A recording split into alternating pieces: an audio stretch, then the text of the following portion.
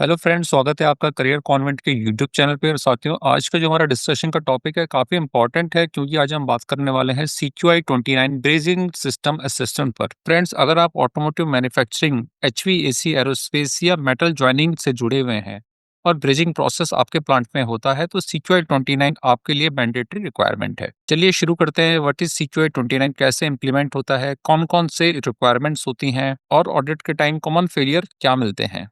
Friends, अपनी इस video में हम समझेंगे कि ब्रिजिंग प्रोसेस आखिर क्या होता है, AIAG स्पेशल प्रोसेस रिक्वायरमेंट, और हम ये भी समझेंगे कि किस प्रकार AIAG ब्रिजिंग प्रोसेस को एक स्पेशल प्रोसेस मानता है और इस स्पेशल प्रोसेस के लिए AIAG ने क्या रिक्वायरमेंट्स दी हैं। Ensure quality and consistency. और अपनी इस वीडियो में हम ये भी देखेंगे कि किस प्रकार CQI 29 की हेल्प से आप अपने ब्रिजिंग प्रोसेस में क्वालिटी और कंसिस्टेंसी को एंश्योर कर सकते हैं। आइए सबसे पहले समझते हैं कि CQI 29 आखिर क्या है। ये CQI 29 ब्रिजिंग सिस्टम असेसमेंट है, जिसे हम शॉर्ट में BCA के नाम से भी जानते हैं। Issued by AIAG। इसे ऑटोमोटिव इंडस्ट्री एक्शन ग्रुप के द्वारा इशूड किया गया है। Standardize brazing process quality. CQI implementation के पश्चात आप ब्रिजिंग प्रोसेस क्वालिटी को स्टैंडर्डाइज कर सकते हैं। देखिए, CQI प्रोसेस स्पेसिफिक स्टैंडर्ड है जिसका ऑब्जेक्टिव होता है ब्रिजिंग प्रोसेस की कंसिस्टेंसी इंश्योर करना, प्रोडक्ट की रिलायबिलिटी बढ़ाना, डिफेक्ट्स को जीरो करना, सप्लायर प्रोसेस को स्टैंडर्डाइज करना। स्कोप। आइए अब CQI 29 के स्कोप के बारे में समझते हैं। देखिए, ऐसी सभी कंपनियां जो कि ऑटोमोटिव मैन्युफैक्चरिंग में काम करती हैं और जिनके प्रोसेस में ब्रेजिंग इन्वॉल्व होता है, उनके लिए CQI 29 एक मैंडेटरी रिक्वायरमेंट है। Forging and machine parts joining. जिस भी प्रोसेस में फोर्जिंग और मशीन पार्ट की ज्वाइनिंग की जरूरत होती है, वहां पे भी CQI 29 की रिक्वायरमेंट होती है। HVAC कॉपर एल्युमिनियम ब्रेजिंग में भी CQI 29 एक मैंडेटरी रिक्वायरमेंट है। जिन भी कंपनीज में हाइड्रोलिक या न्यूमेटिक असेंबलीज है, उन कंपनियों को भी CQI 29 को इम्प्लीमेंट करना चाहिए। Engineered metal fabrication. और जहाँ पे भी इंजीनियर्ड मेटल का फैब्रिकेशन का प्रोसेस है, उन कंपनियों को भी CQI 29 इम्प्लीमेंट करना चाहिए। देखिए, CQI 29 मेनली उन इंडस्ट्रीज के लिए होता है जहाँ ब्रेजिंग प्रोसेस का यूज होता है। आइए अब ब्रेजिंग के बेसिक्स को समझ लेते हैं और जान लेते हैं कि आखिर ब्रेजिंग प्रोसेस क्या है।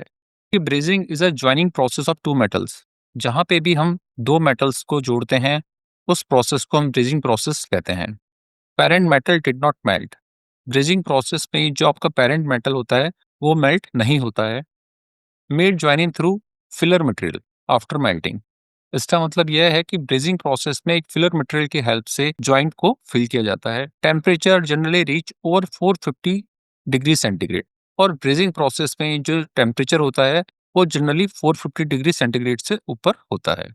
Filler metal filled in joint through capillary action. और जॉइंट में जो फिलर मटेरियल की फिलिंग होती है, वो कैपिलरी एक्शन के थ्रू होती है। ब्रेजिंग के कुछ एग्जांपल्स को समझ लेते हैं। Copper copper brazing base metal. जहां पर भी दो कॉपर प्लेट्स को फिलर मटेरियल के थ्रू जोड़ा जाता है, तो उस प्रोसेस को कॉपर ब्रेजिंग प्रोसेस कहते हैं। सिमिलर वे में कॉपर स्टील ब्रेजिंग। जहां पे भी कॉपर और स्टील को फिलर मटेरियल की हेल्प से जोड़ा जाएगा, उसे हम कॉपर स्टील ब्रेजिंग कहेंगे। Aluminium brazing. और सिमिलर वे में अगर हम एल्युमिनियम प्लेट्स को जोड़ते हैं, तो इसे एल्युमिनियम ब्रेजिंग कहते हैं।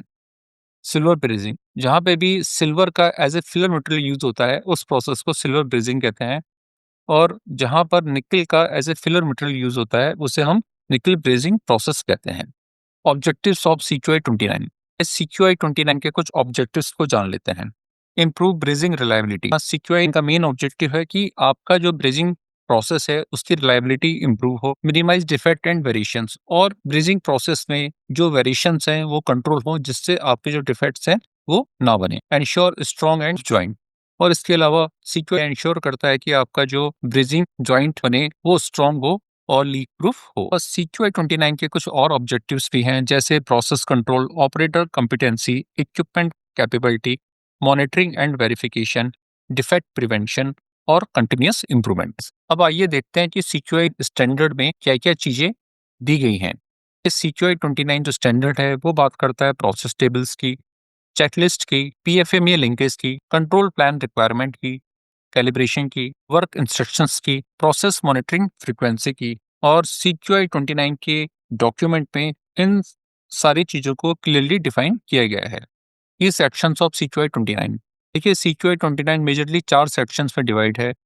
इसमें जो पहला सेक्शन है वो management responsibility, second section brazing process assessment, section job audit और जो फोर्थ सेक्शन है वो प्रोसेस टेबल्स हैं। आइए अगली स्लाइड्स में इन सेक्शंस को वन बाय वन समझते हैं। मैनेजमेंट रिस्पॉन्सिबिलिटी, सीक्यूआई 29 इस सेक्शन में मैनेजमेंट रिस्पॉन्सिबिलिटी की बात करता है और सीक्यूआई 29 कहता है कि ब्रिजिंग प्रोसेस को रोबस्ट बनाने के लिए सबसे पहले जो रिक्वायरमेंट होती है वो मैनेजमेंट कमिटमेंट है। इसके अलावा ट्रेनिंग रिकॉर्ड्स आपके कंप्लीट होने चाहिए, इंटरनल ऑडिट आपके प्रोसेस में मैंडेटरी है, करेक्टिव एक्शन सिस्टम आपके इम्प्लीमेंट होना चाहिए। इसका मतलब है कि इंटरनल ऑडिट में अगर कुछ एनसीज हैं तो उन पे एक्शंस होने जरूरी हैं। सप्लायर क्वालिटी मैनेजमेंट, और आपको अपने सप्लायर को भी क्वालिटी पॉइंट ऑफ व्यू से मैनेज करना होता है। ब्रिजिंग प्रोसेस असेसमेंट, ये सीक्यूआई का सेक्शन 2 है, जहाँ पे सीक्यूआई 29 ब्रिजिंग प्रोसेस को असेसमेंट करने की बात करता है। और यहाँ पे सीक्यूआई 29 बात करता है कि आपको अपने ब्रिजिंग मेथड को वेरीफाई करना है, filler material and flux control पर ध्यान देना है, टेम्परेचर मॉनिटरिंग आपके प्रोसेस में होनी चाहिए और आपके जो ब्रेजिंग प्रोसेस के इक्विपमेंट्स हैं वो कैलिब्रेटेड होने चाहिए। इसके अलावा equipment capability, heating methods, joining cleaningness, cooling methods और लीक प्रूफ सीलिंग पे भी बात करता है। जॉब ऑडिट रिक्वायरमेंट्स, इस प्रोसेस में ऑडिटर एक एक्चुअल ब्रेजिंग लाइन पे जाता है और आपके प्रोसेस को वेरीफाई करता है। जॉब ऑडिटर वेरीफाई करता है setup verification, parameter setting review, visual and lead testing के डॉक्यूमेंट्स, डॉक्यूमेंटेड ट्रेसेबिलिटी चेक करता है। और इसके अलावा flux application, temperature measurement, operator skill, inspection parameter, temperature graph, visual inspection, lead test etcetera को भी चेक करता है। देखिए, जॉब ऑडिट सीक्यूआई 29 की एक क्रिटिकल और इम्पॉर्टेंट रिक्वायरमेंट है और यहाँ पे ये इम्पॉर्टेंट है कि ऑडिट आपके शॉप फ्लोर पे हो। प्रोसेस टेबल्स, टेक्निकल पैरामीटर, देखिए डिफरेंट तरह की ब्रेजिंग प्रोसेस है और हर ब्रेजिंग प्रोसेस के लिए सेपरेट टेबल्स का यूज सीक्यूआई 29 में दिया गया है। वो जो डिफरेंट तरह की ब्रेजिंग है वो होती हैं torch brazing, induction brazing, dip brazing, vacuum brazing, और इन सभी में डिफरेंट प्रोसेस टेबल्स का यूज किया जाता है। प्रोसेस टेबल्स में जो बात होती है वो होती है हीटिंग रेट के बारे में, सोक टाइम के बारे में, temperature, cooling rate, flux type and quantity और फिलर मटेरियल स्पेसिफिकेशन। ये सभी इंपॉर्टेंट पैरामीटर हैं और प्रोसेस टेबल यह कंफर्म करता है कि इन सभी पैरामीटर्स को प्रॉपर्ली फिल किया जाए। की elements of brazing process control, आइए अब ब्रेजिंग प्रोसेस के कुछ की एलिमेंट्स पर बात करते हैं।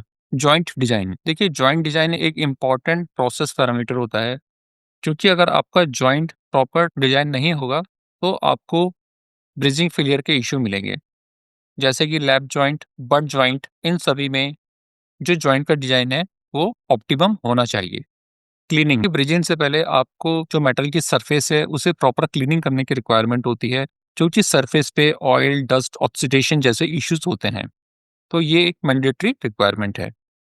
Filler metal control, filler material जो है वो प्रॉपर्ली कंट्रोल होना चाहिए। फिलर मेटल में silver alloys, copper alloys, aluminium filler, निकल फिलर जैसे मेटल्स का यूज किया जाता है। और सीक्यूआई की एक इम्पॉर्टेंट रिक्वायरमेंट है कि इन सभी का स्टोरेज और ट्रेसेबिलिटी होना मस्ट है। फ्लक्स कंट्रोल, देखिए आपने अपने ब्रेजिंग प्रोसेस में कौन सा फ्लक्स यूज किया है, उसका टाइप क्या है, उसके एप्लीकेशन का मेथड क्या है, कितनी क्वांटिटी यूज की है, तो ये सभी आपके डॉक्यूमेंटेड होने चाहिए। ये सीक्यूआई की एक मैंडेटरी रिक्वायरमेंट है। टेम्परेचर कंट्रोल, टेम्परेचर कंट्रोल एक मोस्ट क्रिटिकल फैक्टर माना जाता है, क्योंकि टेम्परेचर के कम या ज़्यादा होने से ब्रेजिंग जॉइंट पे फ़र्क पड़ता है। अगर टेम्परेचर बहुत कम होगा या बहुत ज़्यादा होगा तो आपका जो ब्रेजिंग जॉइंट है वो सही नहीं बनेगा। तो यहाँ पे इम्पोर्टेंट है कि ब्रेजिंग टेम्परेचर को ऑप्टिमम रखा जाए। हीटिंग मेथड, देखिए ये भी इम्पोर्टेंट है कि आप कौन सा हीटिंग मेथड अपने ब्रेजिंग प्रोसेस में यूज़ कर रहे हैं। जो डिफरेंट मेथड होते हैं उसमें induction heater, furnace, torch brazing equipment etcetera का यूज़ किया जाता है। ये एक इम्पॉर्टेंट रिक्वायरमेंट है कि ये सारे जो इक्विपमेंट हैं वो प्रॉपर्ली कैलिब्रेटेड होने चाहिए। कूलिंग प्रोसेस कंट्रोल, कूलिंग आपके क्रैक प्रिवेंशन के लिए काफ़ी इंपॉर्टेंट है। तो ब्रेजिंग प्रोसेस में हमें ये ध्यान देना चाहिए कि जो हमारी कूलिंग है वो ऑप्टिमम हो।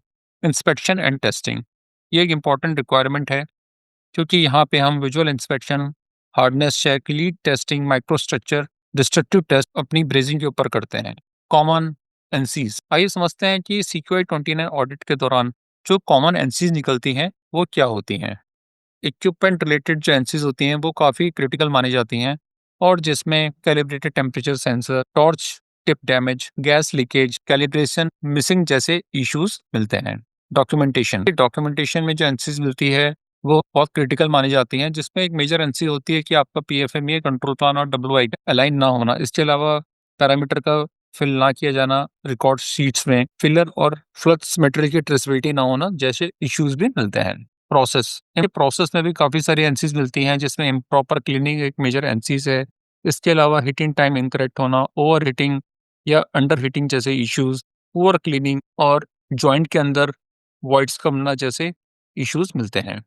ऑपरेटर ऑपरेटर रिलेटेड जो एजेंसीज होती हैं उसमें रिक्वालिफिकेशन ट्रेनिंग ना दिया जाना और ऑपरेटर की स्किल को वेरीफाइड ना किया जाना जैसी एजेंसीज मिलती हैं। Benefits of CQI 29। आइए सीक्यूआई 29 के बेनिफिट्स के बारे में जान लेते हैं। देखिए, सीक्यूआई 29 के इम्प्लीमेंटेशन के पश्चात आपके जो ब्रिजिंग जॉइंट की स्ट्रेंथ है वो डेफिनेटली इम्प्रूव होती है। आपके प्रोसेस में स्क्रैप और रिवर्क कम होते हैं और आपको ब्रिजिंग क्वालिटी कंसिस्टेंट मिलती है। और एक इम्पॉर्टेंट बेनिफिट ये होता है कि ओईएम कंप्लायंस आप मीट कर पाते हैं और कभी अगर कोई नई ओईएम आपके यहाँ पे ऑडिट के लिए आती है, तो वो आपको फर्स्ट गो में अप्रूव करती है।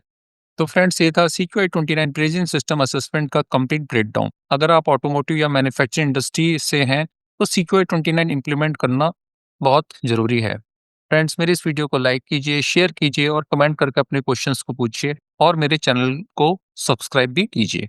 आज के लिए फ्रेंड्स इतना ही। नमस्कार, थैंक यू।